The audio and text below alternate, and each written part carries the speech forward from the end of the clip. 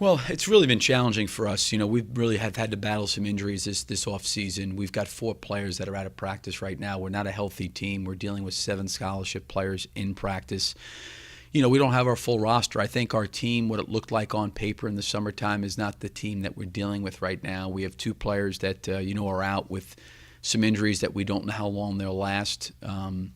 And then we've got 2 players that have got some significant surgeries, and how long they get back is still unknown. So, we're a few weeks away from opening up, and the practice with the guys that we've had in practice has gone well. They've worked hard, but we have a long way to go right now.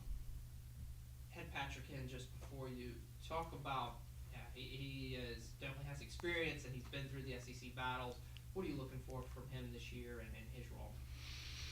Just consistency. I think one of the things that Patrick has had to deal with, which, for him, I think he's had to learn how to deal with is, all these expectations of coming in as a highly regarded guy and being compared to Dwight Howard. And that's really, I think, for a young kid at 17 or 18 years old coming to college and having to live up to that has been very challenging for him. And I think there's been part of Patrick where I'm not so sure Patrick has ever been able to enjoy just who he is.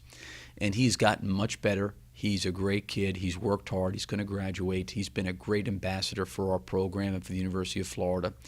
But I think all the time it's been difficult for him when you've got a young man that every single time he does something, everybody wants a little bit more, a little bit more. And, he's not Dwight Howard. He's Patrick Young, and that's who he is. And I think that, you see some things and him do some things, and you say, wow, this is – but the biggest thing he's done this year is I think he's going to be more consistent. I think he's going to be more true to who he is.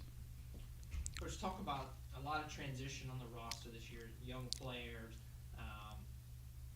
limited numbers coming back or starters coming back.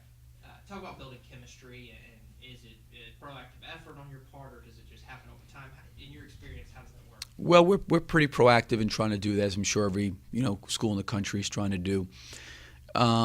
It's hard right now. The biggest challenge I've got as a coach is here we've got 7 players in practice, and as players start to get healthy and you start having to inject them into your team at different points, there's always going to be some kind of chemistry role issues, not because of anybody being selfish, but now all of a sudden a guy that was playing 25 minutes maybe goes down to 15 minutes, 10 minutes are taken away because this guy's playing a little bit more now.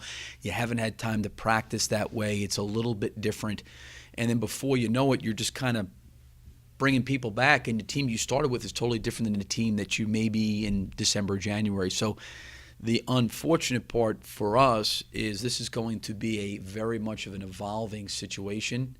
But the positive for us is I'm hopeful that we get our full complement of players at some point in time and be able to move forward with those guys. Part of the evolving process is a pretty challenging schedule, especially when you get into December. You have a pretty good 3-game stretch, UConn, Kansas, and Memphis. Can you talk about the non-conference schedule? Well, one of the things that we've tried to do is to play a national schedule. One, we feel like we're in a national conference. We feel like, Florida, we want to be a national program, and I think we have been that. And going out and playing, a Kansas, playing Memphis, playing UConn, doing some of the things that we're doing. Every year we're going to play Florida State from the ACC. I think those things are good. I think it enhances our league. I think it enhances our program. I think kids coming into our program realize they're going to play in a highly competitive environment, not only in our league but in our non-conference schedule. And I also think it prepares you for the league. It prepares you for those league road tests. We're going to go to UConn and play them in stores on their home court.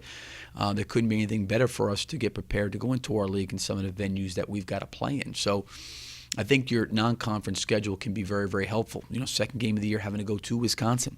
We're going to find out a lot about our team. And I think those kind of games is what you learn a lot about yourself from.